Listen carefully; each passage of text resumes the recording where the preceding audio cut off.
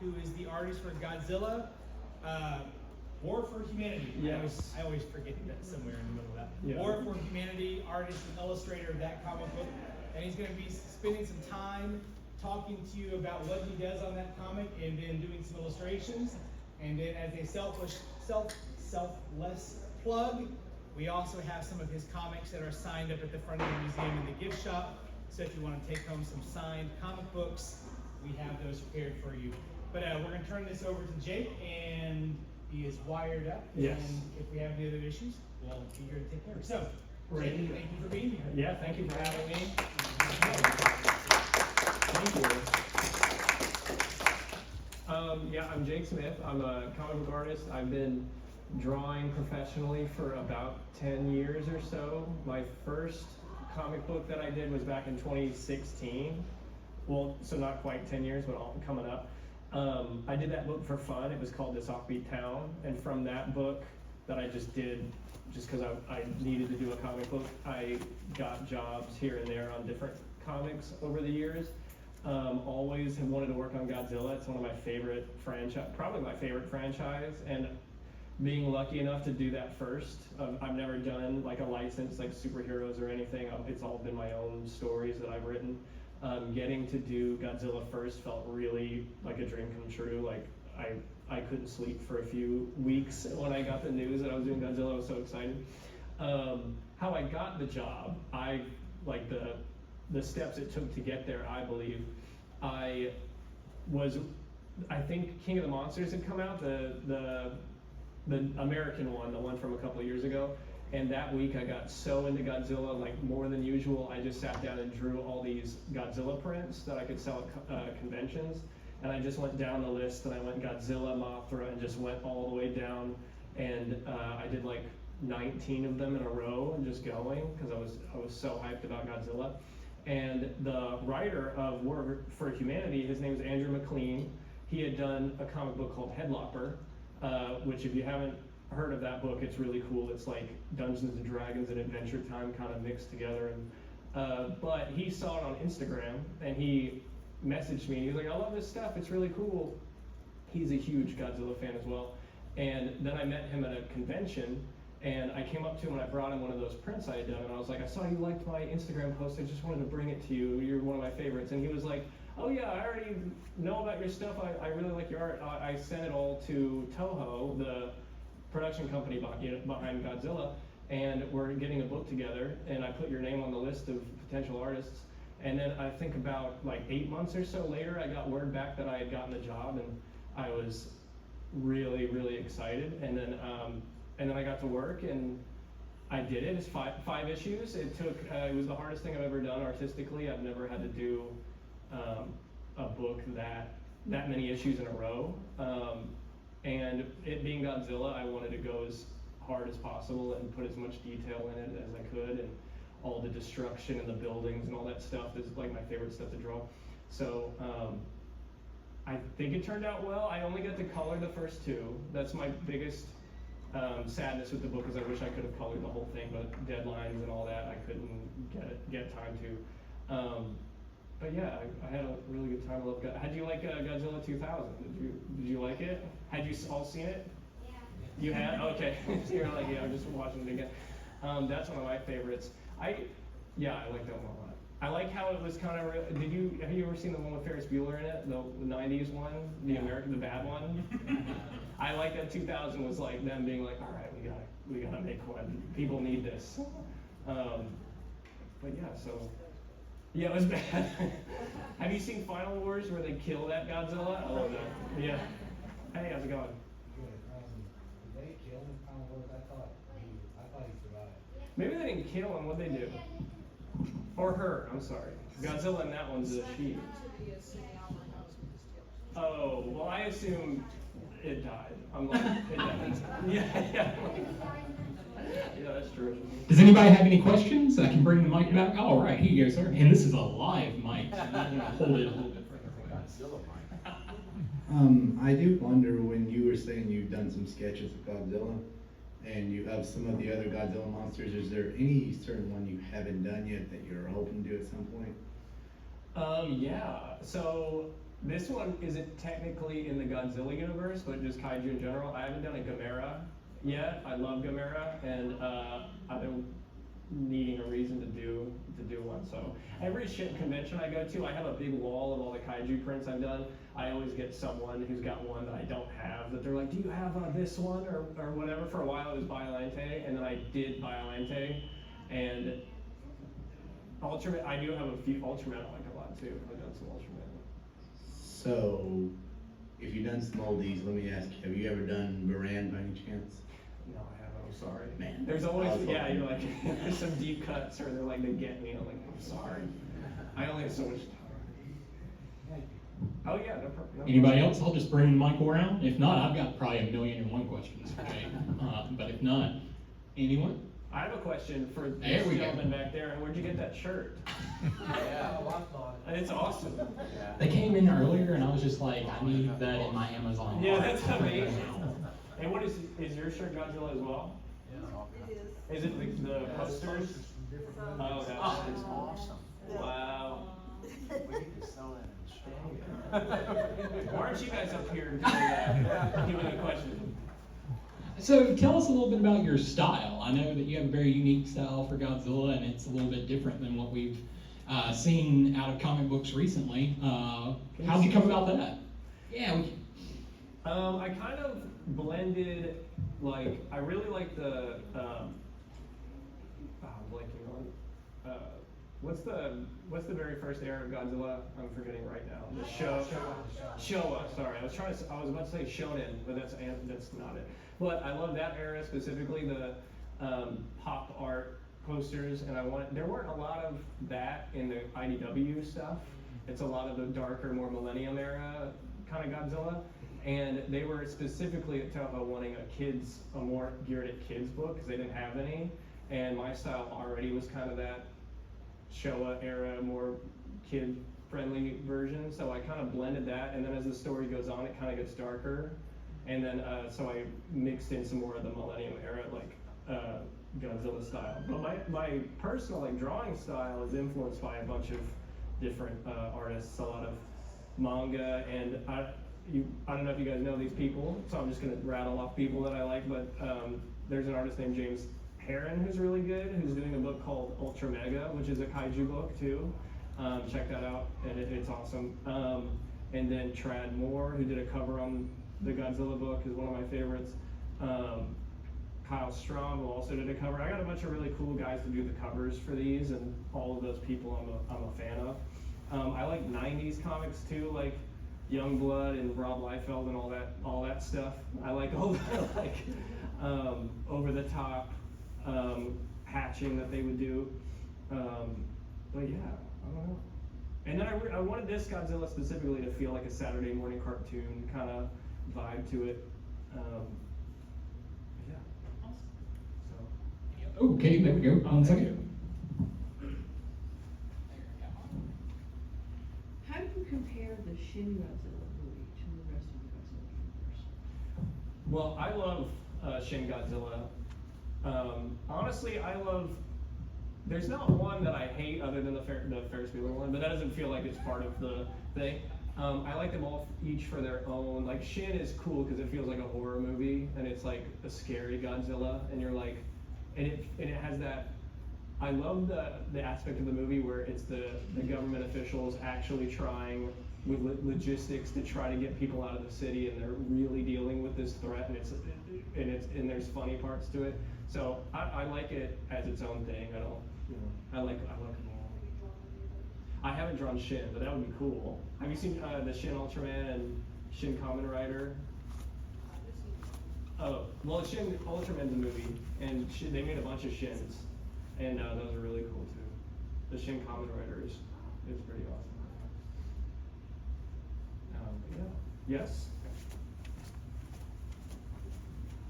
I'm coming, I promise. Hurry. Before you forget. Okay, another question. First off, the Ferris Bueller Godzilla movie was corrected in Final Wars when the actual Godzilla fought, and not the American Godzilla. Yeah. But I was also wondering, are there any monsters you create in your sketches that are like, your own, like your own type, like you know, Yeah. just use your own imagination, like create a new monster or something? Yeah, no, I have a kaiju book that I have been workshopping for a while, and I want to get to do it eventually. But there's a bunch of kaiju in there that I've done, and I would tell you about it, but I don't want to blow it before, blow the secret. But Don't I'm do excited. that. I hope I get to do that. But yeah, I've invented a bunch of kaiju. Anything else? Anybody else? Yes. I'm coming. Quick. I got you, Chris.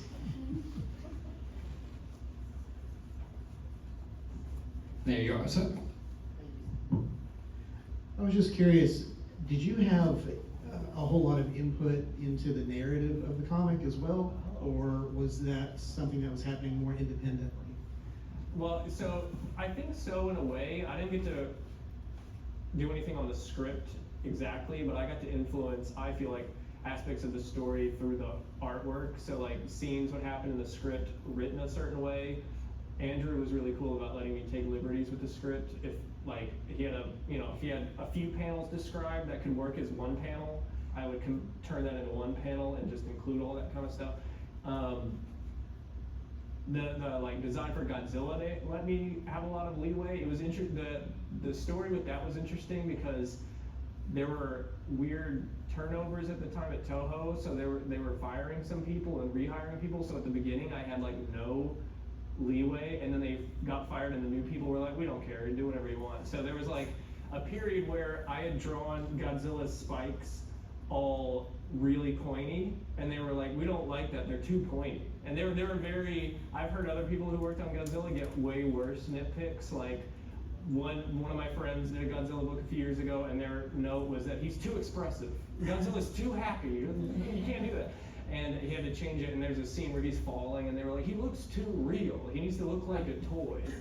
Like it's really specific. They're very protective of their branding. So I had notes like on my cover, it was like his nose is 30% too big, and I literally took the lasso tool in Photoshop and just went like this and made it small. And they're like, perfect. And then the spines are too spiky.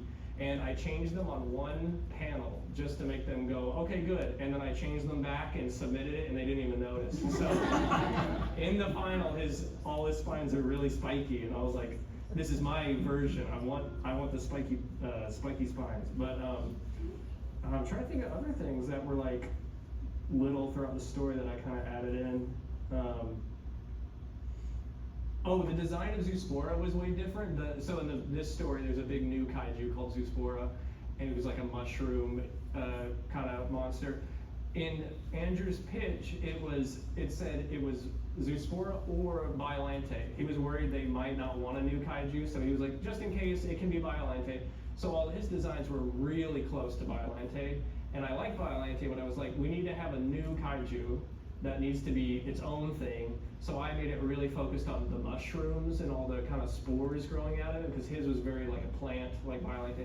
And my original design, it was like based on these mushrooms I found on Google Images or whatever that were blue and like transparent almost, and very like more alien looking. And Andrew really didn't like it. He wanted it to be green. He was like, it's gotta be green. And I was like, but Violente's green. Let's go crazy.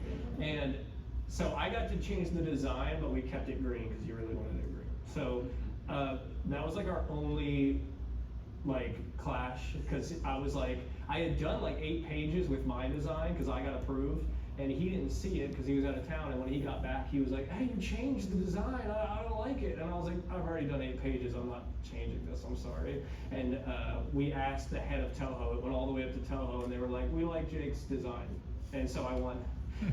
So that was good. But I lost about the green thing. I'm still upset. What is it? But anyway, yeah. Thank you. Yeah, thank you. Yeah, no problem. Oh, here we go. Yes, I will take your shirt off your hand. I know what you're gonna say. Did you ever get a chance to see the old Marvel Godzilla King of the Monster? The comics? Comics? Yes, I own a bunch of those. They're super good. Do you remember who the artists were involved in that? No, I don't. Do you? No, I don't. No, I don't. I feel like I might be wrong, but I feel like the same, maybe you can Google it, I feel like the same artist who did that did the Shogun War, do you know Shogun Warriors? That Yeah. one, that was a Marvel comic as well, and they were the giant robots. Yes, yeah. And I feel like the same Herb Trimpe? Trempe, I think, Yeah. did That's at what they're least the saying. Shogun Warriors. Did he do Godzilla? They're saying he did Godzilla King of the Monsters Hey, as well. there you go. There you go. Wow. Thank you. And you can have a shirt. Yes. What? He said that. What do you see this series going? Do you see it ending with issue 5, or do you see there being another series after this? I don't know. So Andrew has a sequel that he has written a pitch. So it was a weird situation. Our editor got let go in the middle of production, and we got a new editor, and then the head of IDW got let go, and I had another pitch already greenlit, and when he got let go, he took all his pitches with him. Basically, like he was like, well, all the pitches I had going, we're not doing anymore. So I don't know if you've read the Power Rangers versus Godzilla that's going. Colin and me had a pitch. The guy who wrote that, we had another pitch of Godzilla, and he had like 6 pitches ready to go, and they all got dropped because of that guy getting let go. So I'm not sure. I don't think it may happen. I don't know, but the ending was kind of one of those like it's ended, but who Yeah. but who knows? Yeah. So, but I've got other Godzilla ideas, so hopefully they let me do them. That'd be cool. Yes. Hey, we need you. Yeah, oh, sorry. We need you. Oh, you I've have already the mic. I'm so sorry. You're going Give first, us the and I mic. was like, oh, sorry. Oh, is it your turn? I'm so sorry. No, you're good. Oh, It's all right. yeah. Have you ever been taking place in any other things, like any other things other than Godzilla, or anything bigger? Like books or Yeah. oh, like have I done any other books? Or And do I want to do other like franchise? Is that what you mean? have you ever like went to another franchise to make a book for the franchise? Oh, okay. I haven't, but there are plenty that I want to do. For a while, I thought I don't know if you've heard of Turok. Have you've heard Dinosaur of, Hunter? Yeah, Dinosaur Hunter. I did like a comic, like for fun. I did that, and I really wanted to do Turok, and we contacted Dynamite, who we thought owned them, owned the license, and they don't anymore. So I like for a week was like ravagely trying to find who owns Turok, and I did a fan comic, and I could not find who has it. But one day I would do that. But yeah, I'll do it. I'll do anything. I want to do Ghost Rider. Ghost Rider's a big one I would love to do. Punisher. I like the Punisher. Yes. And so, I was wondering so of all the sketches of like monsters, creatures you've done, or just characters in general, what's the majority of the type of monster? Is it like mechanical, space, or earth monsters? Oh, interesting. By mechanical, I mean like robotic. Yeah, yes. Like Mechagodzilla. I don't know. That's a good question. I think I do space the least. I think. But I love Space Godzilla. He's probably my favorite kaiju. I do a lot of where they're half Earth and then half robotic. I liked Kong in the new one having a robot arm. I want more of that stuff. I want, them losing stuff and getting big robot upgrades, and I want Gigan to show up eventually in the new ones. That would be cool. And having the chainsaw hands. Yeah, probably mostly Earth monsters. I would assume. Awesome, thank you. Yeah. Do you draw? Here and there. I've done a few drawings. I mean, nothing like what you can do, but I mean, What do you draw the most? well, I'm a dinosaur lover first off. Oh, so, nice. Yeah, I've done like dinosaur skeletons and bones. Oh, and cool. I did do one Godzilla drawing of him fighting Ibira, the giant lobster. Yes, yeah. So yeah, that's one. I have that one framed and everything. Oh, It's that's pretty awesome. neat, so yeah, that's That's pretty much super it. cool. So do you like Turok? You like dinosaurs? Do you know who Turok is? That name's familiar. I think there was an N64 game, and Yeah. then I think there might have been a book after that There were a game. bunch of comics Yeah. way back during Gold Key and like Green Hornet and all that. And then in the 90s, yeah, they made like a Doom kind of style video game. And you're just a guy hunting dinosaurs. Didn't mean to make this into a turn-off panel. Oh, I mean, it's all good. Do you tend to lean on drawing more with pen and paper, or do you draw on a tablet more often? What do you prefer, or is there a time and place for everything? So on this book, actually, I changed a lot of the way I draw because of necessity, because of deadlines and stuff. So in the past, it was pencil and ink, and then color it on the computer. My friend does all of his pencils digitally, prints it onto paper, and then inks it. And I thought for time saving, because then you can scale, when you're on the computer, you can scale things and you don't have to erase as much. So just for the time saving, I switched to that, and it was a kind of a learning curve because it's weird to switch completely to a different software. Once I got used to it, I loved it, and now that's how I do it. So I'll pencil in Photoshop on a tablet, print it out, and then ink it on paper. But in the past, I used to fully just pencil and ink, but I still color on the computer. Anybody else? All right. Keep these questions coming. You are, sir. Have you ever like made one multiverse like Shin Godzilla and another multiverse like Godzilla minus one can made those into like one multiverse like one universe and make them like fight and like take place like how the portals are made and they come out of portals and like trying to like fight or something like that? I mean, I haven't, but that would be cool. Like, all of them. I mean, yeah, one day I would love, a book where portals open and every Godzilla ever shows up and they fight each other. All the humans would look up and be like, we're done, we're toast. Yeah, that would be crazy. I would love that. Yeah, but if there's like 5 million Godzillas coming at it, and I know because there's so much, they would just go crazy. Yeah, that'd be awesome. One day I'll do it. All right. The gentleman in the clown costume. Sorry, the smart gentleman. Right, thank you, Tony.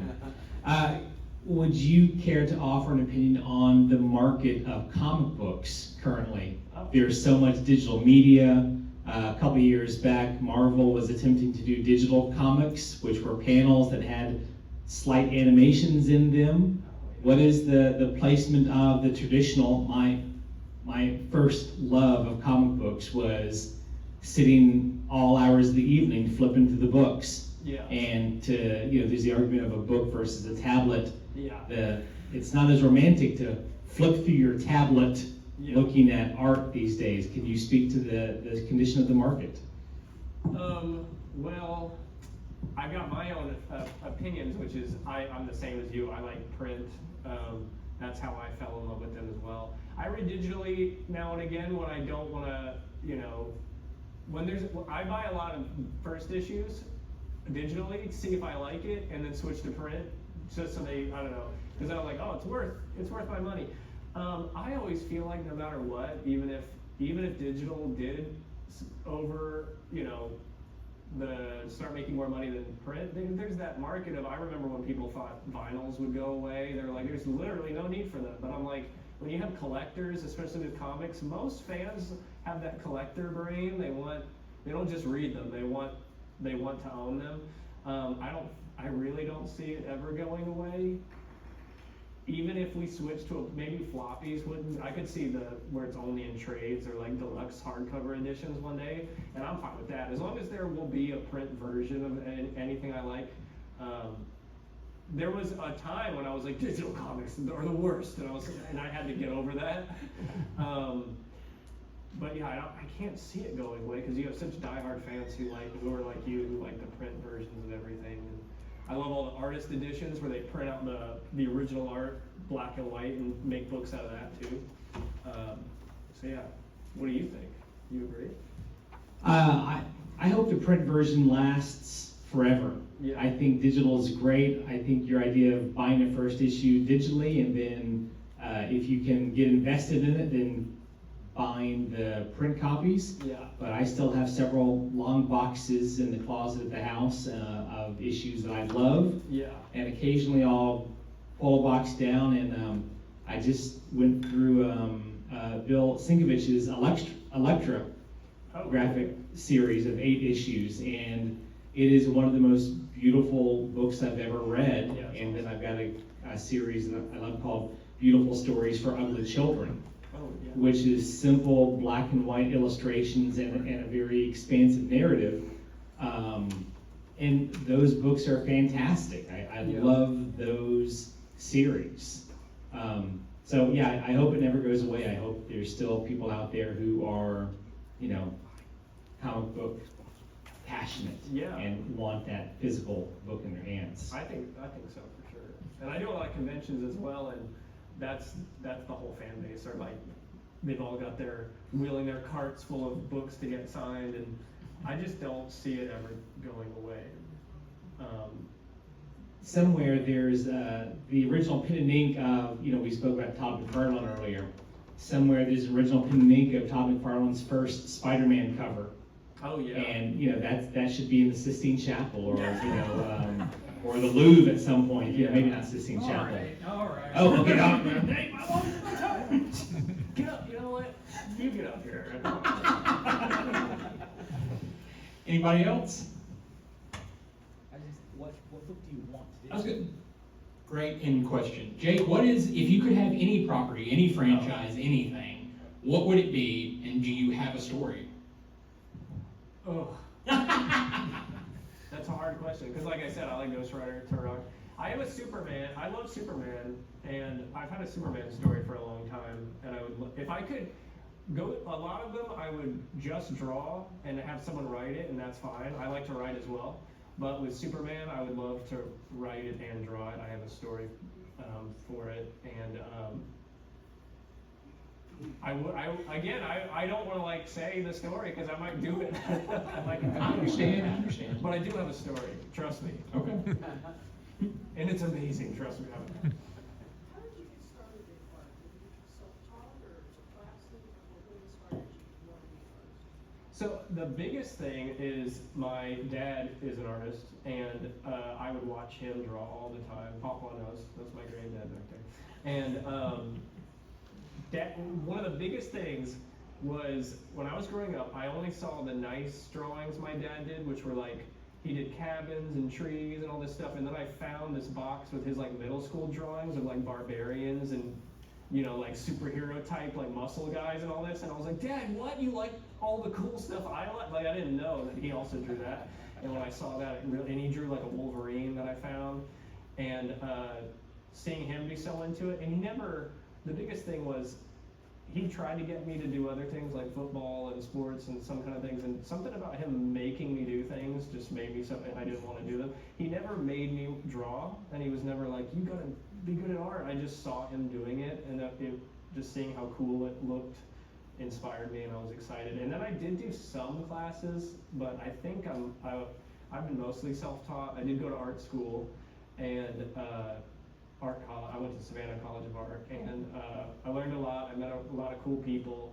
But even through the classes, it was mostly they would give us a prompt, and then I would have to go learn it on my own. So it felt like it was more self-taught than it was them teaching me. So yeah, are you an artist as well? I dabble. You dabble? What's your medium? Pencil. Pencil? That's cool. What do you like to draw? A variety of things. Okay. Like portraits? Still lifes? I've done some nature, and then I go into art stuff. Okay, cool. Yeah, I'd love to see. That'd be awesome. Maybe on Facebook. All right. Anybody else? All right. Here you are, sir.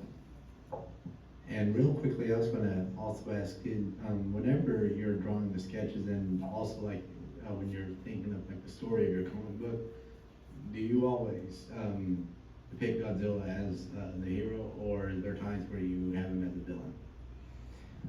I personally always like when Godzilla is more of the hero, or at least the kind of we've got to aim Godzilla at the bad guy, because, you know, Godzilla's destroying everything, and he's not quite as bad as that villain. So that's usually when I pitch a story. Like the one that I had pitched that ended up not happening was where Godzilla is the big, like, defender of Earth, and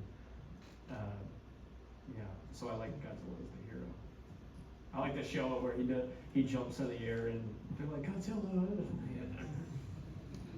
Alrighty, everybody, so we're coming up to the top of the hour, and I just wanted to again thank Jake for being here and sharing all these wonderful stories with us. I don't want to clap with the microphone in my hand because it'd be too loud.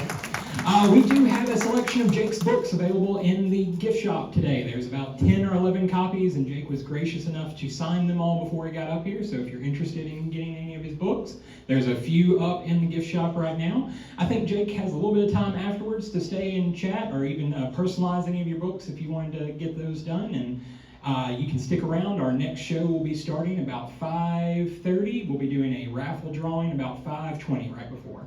All right. Thank you.